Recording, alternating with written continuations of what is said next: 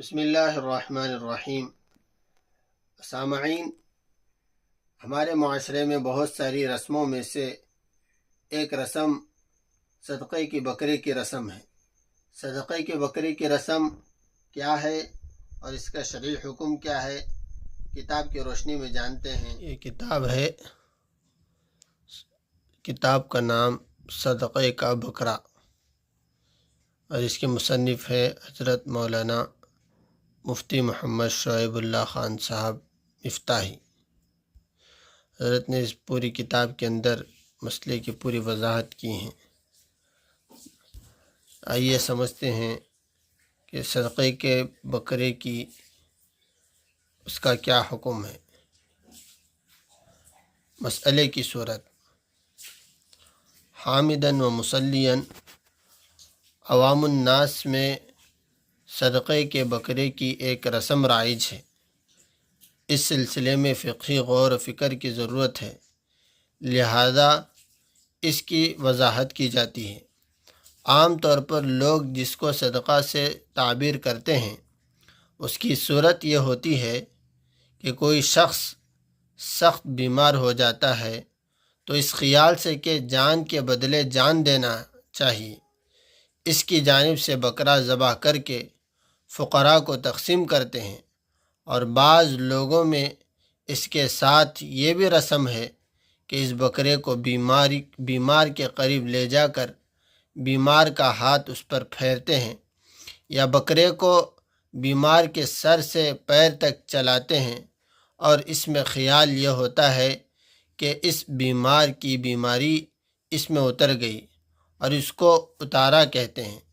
اور بعض لوگوں میں مزید یہ ہوتا ہے کہ اس صدقے میں کالے بکرے کی تخصیص کرتے ہیں۔ اس طرح کے عوام کی زبان میں صدقے کے بکرے کہلاتے ہیں، اور اکثر لوگ مدارس اسلامیہ میں طلباء کو کھلانے کے لیے اس قسم کے بکرے دے جاتے ہیں۔ سوال یہ ہے کہ اس عقیدے کے ساتھ، ان تخصیصات کے ساتھ جو بکرے ذبح کیے جاتے ہیں، ان کا شرعی حکم کیا ہے؟ اس بارے میں پہلے بعض اکابر علماء کے فتاوی نقل کرتا ہوں، پھر ان کی ضروری توضیح کروں گا۔ تو یہاں سے حضرت مختلف علماء کے فتاوی نقل کر رہے ہیں۔ حضرت حکیم الامت تھانوی رحمۃ اللہ علیہ کا فتویٰ۔ حضرت حکیم الامت مولانا اشرف علی تھانوی رحمۃ اللہ علیہ سے اس سلسلے میں سوال کیا گیا تھا۔ پہلے سوال ملاحظہ کیجئے۔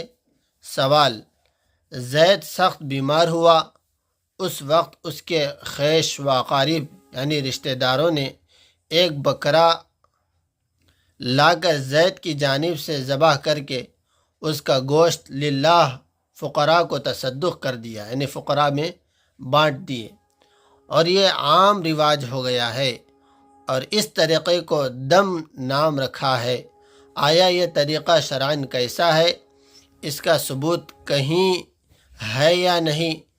اس کا جواب حضرت تھانوی رحمۃ اللہ علیہ نے یہ دیا ہے۔ الجواب: چونکہ اس عمل سے مقصود فدا ہوتا ہے اور ذبح کی یہ غرض صرف عقیقے میں ثابت ہے اور جگہ نہیں، اس لیے یہ طریقہ بدعت ہے۔ فدا کا معنی فدیہ دینا۔ حضرت تھانوی رحمۃ اللہ علیہ کا دوسرا فتویٰ۔ اسی قسم کا ایک سوال کا جواب حضرت تھانوی رحمۃ اللہ علیہ نے مزید وضاحت سے دیا ہے، اور وہ فارسی زبان میں لکھا گیا ہے۔ یہاں صرف جواب کا ترجمہ پیش کرتا ہوں۔ الجواب: اگرچہ خیر القرون میں اس کی عادت کا ہونا نظر سے نہیں گزرا، مگر قاعدہ کلیہ شرعیہ کی طرف نظر کرتے ہوئے یہ عمل فی نفسہ ہی اباحت کا حکم رکھتا ہے، لیکن بعض عوارض کے سبب اس کے بدعت ہونے پر فتویٰ دینا میرا معمول ہے، اور وہ عارض یہ ہے کہ اکثر لوگ اس عمل میں نفس صدقہ کو نافع نہیں سمجھتے، بلکہ خاص طور پر جانور ذبح کرنے اور خون بہانے کو مریض کا فدیہ جانتے ہیں، اور یہ بات غیر قیاسی ہے جو قرآن و حدیث کی نص کی محتاج ہے، اور نس ہے نہیں، اور عوام کے اس اعتقاد پر دلیل ان لوگوں کا جانور کی قیمت کی مقدار صدقہ کرنے پر راضی نہ ہونا۔ حضرت مفتی رشید احمد صاحب کا فتویٰ۔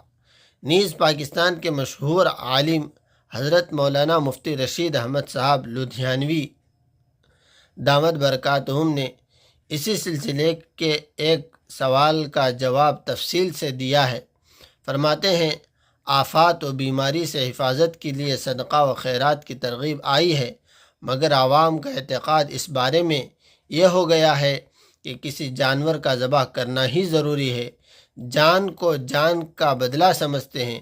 شریعت میں اس کا کوئی ثبوت نہیں، یہ عوام کی خود ساختہ بدعت ہے۔ اگر کوئی یہ عقیدہ نہ رکھتا ہو تو بھی اس میں چونکہ اس عقیدے اور بدعت کی تائید ہے، لہذا ناجائز ہے، اور کسی قسم کا صدقہ و خیرات کر دے۔